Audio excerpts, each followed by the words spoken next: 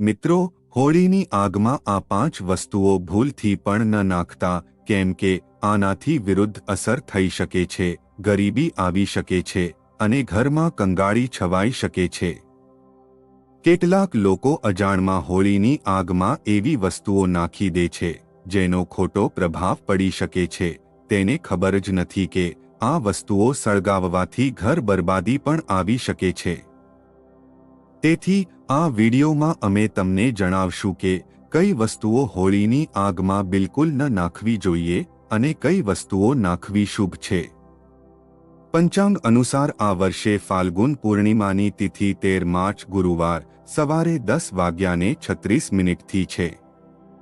શરૂઆત 13 માર્ચ શુક્રવાર બપોરે 12 વાગ્યે થશે અને સમાપ્તિ 13 માર્ચ ગુરુવારના દિવસમાં પૂર્ણિમાનું વ્રત રાખવામાં આવશે, કેમ કે ચંદ્રોદય 13 માર્ચે જ થશે અને ત્યારબાદ બપોરે પૂર્ણિમા સમાપ્ત થાય ત્યારે પૂર્ણિમાનું સ્નાન અને દાન કરવામાં આવશે. હોળીનું દહન 13 માર્ચ ગુરુવારના દિવસે થશે, એટલે કે આ દિવસે પૂર્ણિમા અને સત્યનારાયણ ભગવાનનું વ્રત પણ રહેશે. રંગોની હોળી 14 માર્ચ શુક્રવારના દિવસે રમવામાં આવશે. તમે 13 અને 14 માર્ચના બંને દિવસોમાં સ્નાન અને દાન કરી શકો છો, પરંતુ બ્રહ્મ મુહૂર્તમાં પૂર્ણિમા તિથિ દરમિયાન સ્નાન કરવું જોઈએ. તેમ કરવાનું સૌથી ઉત્તમ માનવામાં આવે છે. પૂનમ લાગતા જ ભદ્રાકાળ પણ શરૂ થઈ જશે. ભદ્રાકાળ 13 માર્ચ ગુરુવારના સવારે 10:03 થી બપોરે 11:02 સુધી રહેશે. હોળિકા દહનનું શુભ મુહૂર્ત 13 માર્ચ ગુરુવારની રાતે 11:26 થી રાત્રિ 12:30 સુધી રહેશે. ભદ્રકાળનો સમય રાતે 8:01 થી 10:02 સુધી રહેશે. ભક્તો, જો દિવસમાં ભદ્રાકાળ ચાલતું હોય તો હોળીની પૂજા સાંજે શુભ મુહૂર્તમાં જ કરવી જોઈએ. હોળીનું પૂજન અને દહન હંમેશા શુભ મુહૂર્તમાં જ કરવું જોઈએ, કારણ કે અશુભ સમયે કરવામાં આવેલ હોળી દહન જીવનભરની પરેશાનીઓને આમંત્રિત કરી શકે છે. હવે વાત કરીએ ચંદ્રગ્રહણની. આ વખતે ચંદ્રગ્રહણ 14 માર્ચે સવારે 9:29 થી શરૂ થશે અને બપોરે 12:39 પર સમાપ્ત થશે. કારણ કે આ ગ્રહણ દિવસે લાગશે, તેથી ભારતમાં આ દેખાશે નહીં અને અહીં તેનો સૂતકાલ પણ માન્ય નહીં હશે. મિત્રો, જ્યારે પણ ચંદ્રગ્રહણ થાય છે ત્યારે ગ્રહોની ખાસ સ્થિતિ બને છે. આ સમય દરમિયાન મંગળ, સૂર્ય અને રાહુ સામને સામને હોય છે. પુરાણોમાં જણાવાયું છે કે ચંદ્રગ્રહણના સમયે દેવી શક્તિઓની અસર થોડા સમય માટે ઓછી થઈ જાય છે. શાસ્ત્રોની નક્ષત્ર વિદ્યા અનુસાર હોળીની રાતને સિદ્ધ પ્રાપ્તિની રાત માનવામાં આવે છે. આ રાતે સકારાત્મક અને નકારાત્મક બે પ્રકારની ઊર્જા બહુ સક્રિય રહે છે. એટલે જ લોકો સદીઓથી આ દિવસે ખાસ સાધના અને ઉપાય કરતા આવ્યા છે.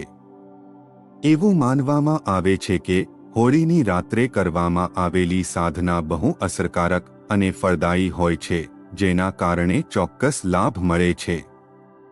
આ દિવસે કોઈપણ દેવતાની સાધના સિદ્ધ કરી શકાય છે. આજે આ વિડીયોમાં અમે તમને જણાવીએ છીએ કે હોળી પર કરવામાં આવતા કેટલાક અસરકારક ઉપાય કયા કયા છે, જેમાંથી તમે આવનાર નવા હિન્દુ વર્ષમાં ખુશીઓ મેળવી શકો છો અને તમારા દુઃખદર્દ અને કષ્ટોને દૂર કરી શકો છો. પરંતુ શું તમે જાણો છો કે હોળી પર કેટલીક વસ્તુઓ એવી હોય છે કે જે ક્યારે અર્પણ કરવી જોઈએ નહીં? આ વસ્તુઓને અર્પણ કરવાથી લાભની બદલે નુકસાન થઈ શકે છે. આ વિડિયો ખૂબ જ જ્ઞાનવર્ધક છે, તેથી તેને અંત સુધી જોવો જરૂર છે. મિત્રો, જો તમને વિડિયો પસંદ આવે તો વિડિયોને લાઇક કરી ચેનલને પણ સબસ્ક્રાઇબ કરી દેજો. સાથે કોમેન્ટ બોક્સમાં જય માતાજી અવશ્ય લખી દેજો. મિત્રો, શાસ્ત્રોના જણાવ્યા અનુસાર હોળી વખતે આગમાં તૂટી ગયેલ કે ખરાબ અનાજ ચઢાવવું જોઈએ નહીં. આવું કરવાથી હોળી માતાનો આશીર્વાદ મળવા બદલે શ્રાપ લાગવાનું શક્ય છે. પૂજાપાઠમાં હંમેશા પૂરી અને પવિત્ર વસ્તુઓનો ઉપયોગ કરવો જોઈએ, કારણ કે અપૂર્ણ વસ્તુઓનો ઉપયોગ કરતા ફળ પણ અપૂર્ણ જ મળે છે. હોળીના દહન વખતે જ્યારે અનાજ અર્પણ કરો ત્યારે તેના ઉપર લીલા લીલા પત્તા હોવા જોઈએ. આથી પૂજાનો પ્રભાવ વધુ શુભ બને છે. તેથી ધ્યાનમાં રાખો કે હોળીની અગ્નિમાં શુદ્ધ અને સંપૂર્ણ વસ્તુઓ જ ચઢાવવી જોઈએ, જેથી જીવનમાં સકારાત્મકતા અને ખુશહાલી રહે. તૂટી ગયેલું અનાજ ન લઈ જવું. હંમેશા યાદ રાખો કે હોળીના દહન પહેલા ઘરમાં શેરડી લાવવી જોઈએ અને તે 2, 5 કે 7 હોવી જોઈએ. અગ્નિમાં પાણીવાળું નારિયેલ ન ચઢાવવું જોઈએ. પાપના ભાગીદાર બની શકો છો, પરંતુ હંમેશા સૂકા નારિયેલને હોળીના આગમાં અર્પણ કરવું જોઈએ. પાણીવાળું નારિયેલ આગમાં ભૂલથી પણ ન નાખવું. જ્યારે સૂકું નારિયેલ હોળીની આગમાં અર્પણ કરો ત્યારે પહેલા તેને આખા પરિવારના હાથથી સ્પર્શ કરાવી લો. એવું કરવાથી હોળી માતા તમને જાતના ધનથી માલામાલ કરી શકે છે અને તમારા કષ્ટો સાથે લઈ જઈ શકે છે. પાણીવાળું નારિયેલ પૂજાના સમય દરમિયાન રાખી શકો છો, પરંતુ તેને આગમાં ન નાખવું જોઈએ. માનવામાં આવે છે કે હોળી માતાને ઘરના ભોગ બહુ પ્રિય છે, એટલે ઘરમાં જે પણ પકવાણું બનાવ્યું છે તેને હોળીમાં અર્પણ કરવું જોઈએ. પરંતુ ધ્યાન રાખો કે અર્પણ કરતી વખતે તેની સંખ્યા 3 ન હોવી જોઈએ, અથવા તો 2 અર્પણ કરો અથવા 5, 11 અથવા 21 અર્પણ કરી શકો છો, પરંતુ 3 નહીં. હોલિકા દહન સમયે ગાયના ગોબરથી બનેલા ઉપલા જરૂરથી અર્પણ કરવા જોઈએ. આ ઉપરાંત લીલા ચણા, ઘઉંના બાલીઓ કે કોઈ નવા પાક હોલીની આગમાં અર્પણ કરો. આથી ઘરમાં અન્ન ક્યારે ઓછું નહીં થાય. જ્યારે બાલીઓ અર્પણ કરો ત્યારે ધ્યાન રાખજો કે તે તૂટી ગયેલી કે સૂકી ન હોય, પરંતુ તાજી અને લીલી હોવી જોઈએ. સૂકી બાલીઓ અર્પણ કરવાથી પાપ થાય છે. શાસ્ત્રો અનુસાર જો માસિક ધર્મ ચાલી રહ્યો હોય તો હોળિકા દહનની પૂજા કોઈને પણ કરાવી શકાય છે. પૂજા તો એવી જ કરવી જોઈએ જેમણે હંમેશા કરી છે, પણ આ વખતે હોળિકા દહનના નજીક ન જાઓ. તમે દૂરથી જ દર્શન કરી શકો છો અને પૂજાનું ફળ તમને ચોક્કસ મળશે. હોળિકા દહનમાં ચોખાના બનેલા પાપડ અને કાચા ચોખા જરૂર અર્પણ કરો. આથી ધન પ્રાપ્તિ થાય છે અને ઘરની ગરીબી દૂર થાય છે. જે પણ પાપડ વગેરે બનાવ્યા છે તેમને હોળિકા દહનની આગમાં અર્પણ કરો. આથી ઘરની ધનદૌલતની ક્યારેય કમી નહીં આવે. માનવામાં આવે છે કે હોળિકા દહનથી પહેલા હોળીની આગમાં ઘૂસિયા અર્પણ કર્યા વિના તેને લેવો નહીં. ખોરાક લેતા પહેલા માતાને ભોગ લગાવો અને પછી તેનો ઉપયોગ કરો.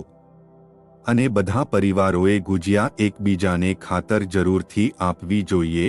આથી પરસ્પર પ્રેમ અને સંબંધ મજબૂત થાય છે. માતાને ભોગ લાગવતા પહેલા ગુજિયાને જૂઠું ના કરો. જ્યારે પૂજા પૂરી થાય ત્યારે જ તેનો ઉપયોગ કરો. હંમેશા યાદ રાખો કે માતાને તેનો ભોગ લગાવ્યા પછી કન્યાઓને પણ ખવડાવવી જોઈએ અને તેમને દક્ષિણા આપવી જોઈએ. આથી નવદુર્ગા અને માતા રાણીના આશીર્વાદ મળે છે. ગાય માતાને પણ આ દિવસે ભોગ જરૂર લગાવો. ગાય માતાને અન્ય મીઠા ખોરાક ખવડાવવાથી ઘણા જન્મો સુધી સુખ અને સમૃદ્ધિ પ્રાપ્ત થાય છે. એવું માનવામાં આવે છે કે ગાય માતાને ભોગ લગાવવાથી બધા દેવદેવતાઓ ખુશ થઈ જાય છે. આ દિવસે જો તમે બીજું કંઈ ન કરી શકો તો ઓછામાં ઓછું ગાય માતાને ભોગ જરૂર અર્પણ કરો. આથી હોળી માતાનો આશીર્વાદ સદાય તમારા પર રહેવાનો છે. હોળીના દહન થયા પછીના દિવસે હોળીની રાખ ઘરમાં જરૂર લાવવી જોઈએ અને આખા પરિવારના મસ્તક પર તેનો ચાંદલો કરવો જોઈએ. આ રાખને કાળા કપડામાં બાંધીને ઘરમાં સુરક્ષિત રાખવું. જો નાના બાળકોને નજરનો દોષ લાગ્યો હોય તો તેમના મથક પર આ રાખથી ટીકો લગાવો.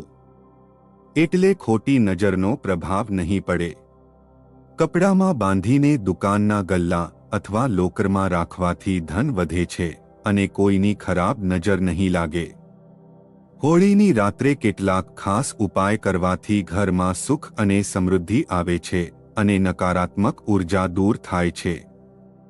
માનવામાં આવે છે કે હોળીના દિવસે સફેદ વસ્તુઓ કોઈ પાસેથી લેવી જોઈએ નહીં. આ દિવસે ટોન ટોટકા વધારે અસરકારક માનવામાં આવે છે અને સફેદ વસ્તુઓ દ્વારા કોઈ પર ખરાબ પ્રભાવ પાડવામાં આવી શકે છે, એટલે આ દિવસે સફેદ વસ્તુઓ ના લેવી. વેદ પુરાણો મુજબ હોળી ખુશીઓ અને પ્રેમનો પર્વ છે. આ દિવસે માંસ અને દારૂ પીણાથી બચવું જોઈએ. વ્યક્તિ જો હોળીના દિવસે માંસ અને દારૂ પીવે છે તો તેની આગલી યોની કૂતરાની માનવામાં આવે છે અને આવો વ્યક્તિ કેટલાય જન્મો સુધી કષ્ટ ભોગવે છે. શાસ્ત્રોમાં કહેવામાં આવ્યું છે કે ભગવાન શ્રી કૃષ્ણને હોળીનો તહેવાર ખૂબ પ્રિય છે, એટલે આ દિવસે એવું કોઈ કામ ન કરવું જોઈએ જેનાથી ભગવાન શ્રી કૃષ્ણ ક્રોધિત થાય. હોળીના દિવસે ખરાબ શબ્દો નથી ન બોલવા જોઈએ. મોટા લોકોને અપમાન ન કરવું જોઈએ અને મોડા સુધી સૂવાનું ટાળવું જોઈએ. આ દિવસે પતિ પત્નીએ સંયમ રાખવો જોઈએ અને બ્રહ્મચાર્યનું પાલન કરવું લાભદાયક રહે છે. હોળીના રંગો નકારાત્મક ઉર્જાને દૂર કરી દે છે. એવા લોકો જેમણે સાચા હૃદયથી હોળી રમે છે તેમના પર હોળી માતાનો આશીર્વાદ હંમેશા રહે છે. જ્યોતિષ શાસ્ત્ર અનુસાર હોળીના દિવસે ચાંદીનો સિક્કો અને એક નાની ડબ્બી ખરીદવી જોઈએ. ત્યારબાદ પીળા કપડામાં હલ્દી સાથે તેને માતા લક્ષ્મીના પગમાં રાખો. પછી હોળિકા દહનની રાતે ચાંદીની ડબ્બીને ઘરમાં તિજોરીમાં રાખો. આવું કરવાથી ઘરમાં ક્યારેય ધનની કમી નહીં થાય. અને મિત્રો, આ દિવસ આવે ત્યારે તમારા ઘરના મુખ્ય દરવાજા પર આંબાનું કે આસોપાલવના પાનનું તોરણ જરૂર લગાડો. વાસ્તુ અનુસાર આવું કરવું ખૂબ શુભ માનવામાં આવે છે. પરંતુ તોરણ લગાવવાથી સકારાત્મક ઉર્જા આવે છે અને નકારાત્મક શક્તિઓ દૂર રહે છે. શાસ્ત્રો અનુસાર હોળીના દિવસે તુલસીના છોડને ખૂબ શુભ માનવામાં આવે છે. આ દિવસે તુલસીનો છોડ લઈને તેને તમારા ડ્રાઇંગ રૂમ અથવા હોલમાં રાખવું સારું રહે છે. માન્યતા છે કે જ્યાં તુલસીનો છોડ હોય છે ત્યાં ધન અને સમૃદ્ધિ રહે છે. વાસ્તુશાસ્ત્રમાં હોળીના દિવસે ધાતુના કાચબાને પણ શુભ માનવામાં આવ્યું છે. કહેવામાં આવે છે કે ધાતુનો કાચબો ઘરમાં રાખવાથી સકારાત્મક ઉર્જા આવે છે અને ધનની આવક વધે છે. એટલે કે હોળીના શુભ અવસરે ધાતુનો કાચબો ઘરમાં જરૂર લાવવો જોઈએ. દહનની રાતે ત્યાંની રાખ લઈ આવો અને તેને ઘરેના દરેક ખૂણામાં હળવા હળવા છાંટો. આથી ઘરનું નકારાત્મક ઉર્જા સમાપ્ત થઈ જાય છે.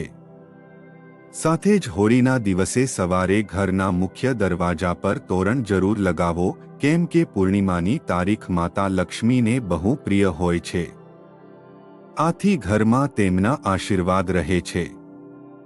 હોળી એક પવિત્ર તહેવાર છે અને તેને સાચા મન અને શ્રદ્ધા સાથે ઉજવવો જોઈએ. જે લોકો હોળીનો તહેવાર આદર અને સાચા મનથી ઉજવતા નથી તેઓ ભગવાન શ્રી કૃષ્ણના આશીર્વાદથી વંચિત રહી શકે છે. હવે વાત કરીએ કે હોળીના દિવસે કઈ વસ્તુઓનું દાન કરવું જોઈએ નહીં. વાસ્તુશાસ્ત્ર મુજબ હોળીના દિવસે સુહાગણ મહિલાઓને બિંદી, સિંદૂર, અલતા અને અન્ય સોળે શૃંગારની વસ્તુઓ દાન કરવું જોઈએ નહીં. આ દિવસે નકારાત્મક ઉર્જા સમાપ્ત થાય છે અને સકારાત્મક ઉર્જાનો પ્રસરણ થાય છે. તેવા સમયે આ વસ્તુઓનું દાન કરવું પતિ માટે હાનિકારક બની શકે છે. સામાન્ય રીતે વસ્ત્ર દાન કરવું, પણ હોળીના દહન અને રંગોની હોળીના દિવસે કપડાં દાન કરવું યોગ્ય નથી. વાસ્તુશાસ્ત્ર અનુસાર આ દિવસોમાં કપડાં દાન કરવાથી વ્યક્તિની સુખ સમૃદ્ધિ અને ખુશહાલીને અસર થઈ શકે છે. વાસ્તુશાસ્ત્ર મુજબ હોળિકા દહનના દિવસે પૈસાનું દાન કરવું પણ યોગ્ય નથી, કારણ કે આવું કરવાથી આર્થિક સ્થિતિ પર નકારાત્મક અસર પડી શકે છે. હોળીની રાતે શક્ય હોય તો શાંતિથી આ વિશેષ વૃક્ષને સ્પર્શ કરી આવો. આથી તમારી ગરીબી દૂર થઈ શકે છે અને જીવનમાં ધનની વૃદ્ધિ થશે. ભગવાન વિષ્ણુ અને માતા લક્ષ્મીના આશીર્વાદથી તમારી બધી મનોકામના પૂરી થઈ જશે, જેને કારણે તમે ધનવાન બની શકે છો. હોળીનો તહેવાર બુરાઈ પર સચ્ચાઈની જીતનું પ્રતીક માનવામાં આવે છે. શાસ્ત્રોમાં કહેવામાં આવ્યું છે કે આ દિવસે વૃક્ષો અને જીવો જાગૃત અવસ્થામાં હોય છે, જેમાં ઘણા દેવદેવતાઓ વસે છે. આજના વિડિયામાં અમે તમને એવા એક વિશેષ વૃક્ષ વિશે જણાવીશું, જેમાં હોળીના દિવસે ભગવાન કૃષ્ણ અને માતા લક્ષ્મીનો વસવાટ માનવામાં આવે છે. આ કોઈ સામાન્ય વૃક્ષ નથી, પરંતુ દેવ વૃક્ષ છે. જો તમે માત્ર હોળીના દિવસે આ વૃક્ષની પૂજા કરી લેતા હો, તો આથી માત્ર તમારા ભૂતકાળના જ નહીં, પણ જન્મના પાપ અને પરેશાનીઓ સમાપ્ત થઈ જશે, પરંતુ તમારા જીવનમાં સુખ અને સમૃદ્ધિ પણ આવશે. જો તમે લાંબા સમયથી નોકરીની શોધમાં છો, તો તમારી નોકરી લાગવાની સંભાવના છે. તમારું અટકેલું વ્યવસાય ફરી શરૂ થઈ શકે છે અને તમારા જીવનમાં ધનનો વધારો થઈ શકે છે. તમારી લગ્નની ઈચ્છા હોય કે અન્ય કોઈ ઈચ્છા, આ ખાસ પૂજાથી તમારી મનોકામનાઓ પૂરી થઈ શકે છે. આ વર્ષે હોળી પર એક દુર્લભ સંયોગ બની રહ્યો છે, કારણ કે આ વખતે હોળી પૂર્ણિમા અને ચંદ્રગ્રહણ સાથે આવી રહી છે. આ એક ખાસ અવસર છે જ્યારે વ્યક્તિને પોતાના જીવનની તમામ પરેશાનીઓથી મુક્તિ મેળવવાનો મોકો મળે છે. ઉત્સવ સમાજમાં પ્રેમ અને સમાનતાનો સંદેશા આપે છે. આ દિવસે દરેક વ્યક્તિ જાતિ, ધર્મ, અમીરી અને ગરીબીના ભેદભાવને ભૂલીને ખુશીઓથી ઉજવે છે. આ ઉજવણીનું કારણ એ છે કે આ બુરાઈ પર સારાના વિજયનું પર્વ છે. ભગવાન વિષ્ણુના ભક્તો આ દિવસે ખાસ કરીને વ્રત રાખે છે અને વિધિ વિધાનથી તેમની પૂજા કરે છે, જેથી તેમને આશીર્વાદ મળી શકે. મિત્રો, આવો દુર્લભ સંયોગ 140 વર્ષ પછી આવ્યો છે.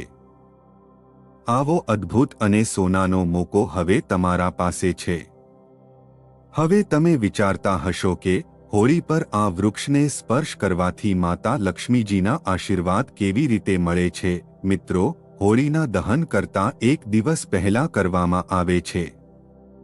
તો હોળીનું દહન કેમ કરવામાં આવે છે? તેનું કારણ એ છે કે ભગવાન વિષ્ણુએ ભગવાન નરસિંહના સ્વરૂપમાં અવતાર લઈને હિરણ્યકશ્યપનો વધ કર્યો હતો.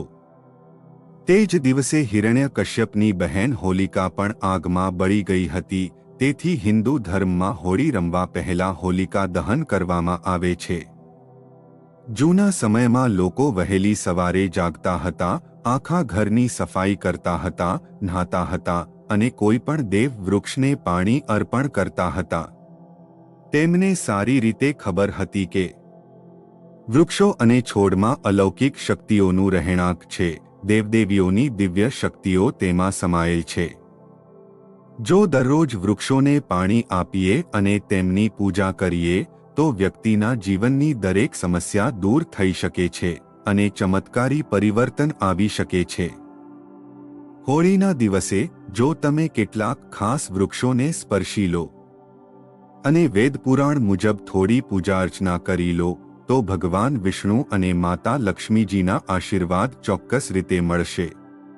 જો તમને ભગવાન વિષ્ણુજીના આશીર્વાદ મળે છે, તો તમારા જીવનમાં ભાગ્યનો સાથ મળશે. રાહુકેતુ અને નવગ્રહના પ્રભાવથી તમારા પક્ષમાં આવી જશે. મિત્રો, વ્યક્તિના જીવનમાં રાહુ અને કેતુનું નિયંત્રણ ભગવાન વિષ્ણુજીના હાથમાં હોય છે. જો તમે આ ઉપાયને સંપૂર્ણ શ્રદ્ધાથી કરશો, તો માતા લક્ષ્મીજીની કૃપાથી તમારા બધા આર્થિક કષ્ટ અને પરેશાનીઓ સમાપ્ત થઈ જશે. તમારા પૈસા આવવાના માર્ગ ખુલશે અને તેમાં સતત વૃદ્ધિ થશે. માતા લક્ષ્મીજીના આશીર્વાદથી આવનાર સમય ખૂબ જ શુભ અને સૌભાગ્યશાળી હશે. મિત્રો, હોળીના દિવસે એક વિશેષ વૃક્ષને સ્પર્શ કરવાથી તમને અદ્ભુત લાભ મળી શકે છે. આ વૃક્ષ છે ગુલહરનું વૃક્ષ. તમે સાચું સાંભળ્યું. નરસિંહજી હિરણ્યકશ્યપનો વધ કર્યો ત્યારે તેમના નખોમાં ભારે ખંજવાળ શરૂ થઈ ગઈ, જેના કારણે તેમને અસહ્ય દુઃખ થવા લાગ્યું. આ દુઃખમાંથી રાહત મેળવવા માટે તેમણે પોતાના નખ ગુલહરના વૃક્ષ પર રગડવા લાગ્યા. આથી ભગવાન નરસિંહજીને તો આરામ મળ્યો, પરંતુ ગુલહરના વૃક્ષને દુઃખ થવા લાગ્યું. ત્યારે તે વૃક્ષે ભગવાન નરસિંહજીને વિનંતી કરી, પ્રભુ, આપનું દુઃખ તો દૂર થઈ ગયું, પરંતુ હવે આ દુઃખ મારા પર આવી ગયું છે, હું શું કરું? ભગવાન નરસિંહજીએ કહ્યું, તમે ચિંતા ન કરશો. થોડી જ સમયમાં તમારું દુઃખ પણ સમાપ્ત થઈ જશે. તમારી ઉદારતાને કારણે હું બહુ ખુશ છું કે હવે દરેક હોળીના દિવસે માતા લક્ષ્મી અને હું તમારા પર વસવાટ કરીશું. આ માટે જ વેદ અને પુરાણોમાં કહેવાયું છે કે જો હોળીના દિવસે એક લોટા પાણી લઈને ગુલહરના વૃક્ષને અર્પણ કરવામાં આવે અને તેને સ્પર્શ કરવામાં આવે તો તે વૃક્ષ વ્યક્તિના જીવનની બધી મુશ્કેલીઓ, કષ્ટો અને સમસ્યાઓને પોતાનામાં સમેટી લે છે. આથી જીવનમાં ધન, સુખ, સમૃદ્ધિ અને વૈભવ મળે છે અને બધી મનોકામનાઓ પૂરી થાય છે.